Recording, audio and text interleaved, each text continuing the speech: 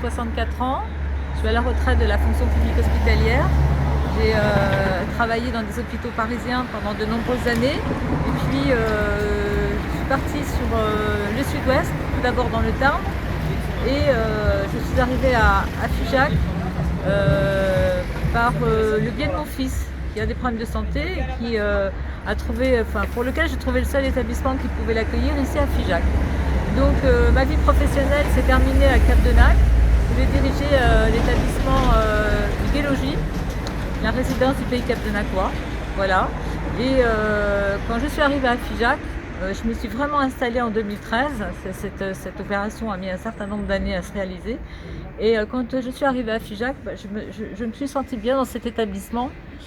Parce qu'arrivant de Paris et de la région parisienne que j'avais quitté, pas forcément de gaieté de cœur, même si ça peut surprendre parfois, et bien dans ce lieu j'ai retrouvé un endroit un peu familier, avec de la bonne musique, des gens très sympathiques, et finalement j'ai rencontré beaucoup de gens qui m'ont bien accueilli. Donc j'étais ravie de cette expérience. Depuis quelques années, j'ai travaillé, après ma retraite, j'ai travaillé pour faire de la formation auprès des EHPAD notamment.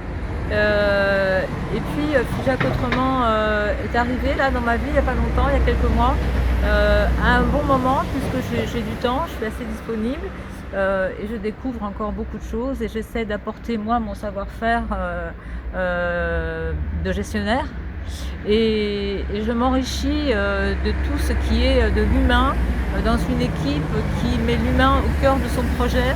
Et étant directrice d'établissement social de base, je ne peux que me réjouir de cette aventure.